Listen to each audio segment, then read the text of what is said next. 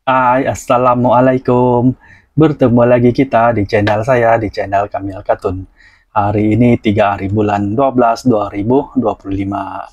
Oke lah, tanpa membuang masa, kali ini Kamil Katun mau review, yaitu cup minuman Papa Zola The Mobi yang dikeluarkan oleh 7-Eleven kolaborasi bersama Monster. Ini dia, Papa Zola The Mobi. Untuk pengetahuan semua, 11 hari bulan 12 2025 nih wayang Papa Zola The Mobi yang pertama akan dikeluarkan di Malaysia.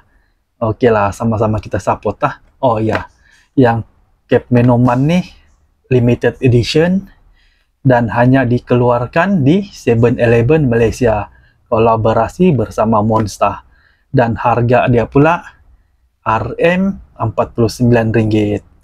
Oke, harga dia RM49, tapi demi hobi, kami sanggup belilah.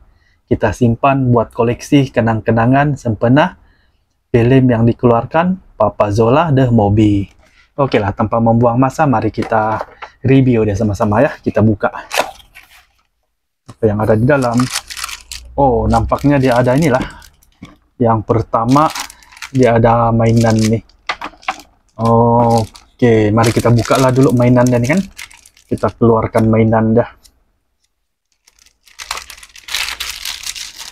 Dia punya mainan, macam ni lah. Ini dia. Inilah mainan dia, Papa Zola The Mobi. Di belakang dia sini ada tulis 2025 Monster. Berarti ini keluaran Monster kolaborasi bersama 7-Eleven. Dan dia memang original lah. Padulah dia keras. Yang ni memang cantik lah. Kamil Katun pun puas hati dengan yang ni. Lepas tu dia ada botol air lah. Lepas tu dia ada inilah 1, 2, 3, 4 untuk dilengkapkan. Dia ada 4 lah semua, Papa Zola.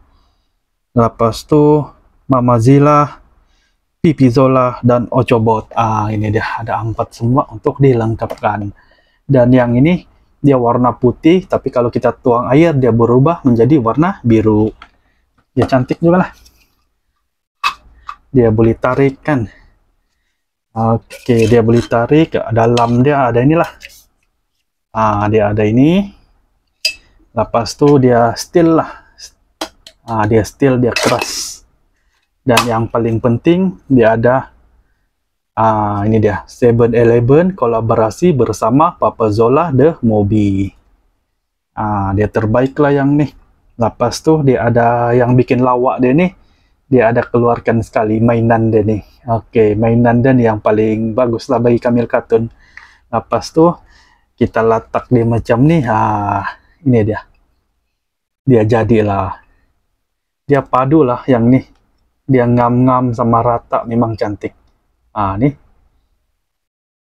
Yang betul minuman nih dia memang cantik lah. Dengan gaya Papa Zola kan. Oke lah, sebelum dia ditayangkan, kita beli dulu koleksi-koleksi yang dikeluarkan oleh Monster bersama 7-Eleven. Nanti kita sama-sama ramai-ramai sokong wayang dia. Kita keluar, kita pergi tengok wayang dia ramai-ramai. Ini dia. Dia memang cantik lah. Yang ini memang padu. Mainan dia pun memang betul-betul cantik lah bagi Kamil Katun. Oke lah. Nampaknya sampai di sini saja Kamil Katun review kali ini. Nanti kita berjumpa lagi di channel Kamil Katun yang akan datang. Oke lah. Bye. Assalamualaikum.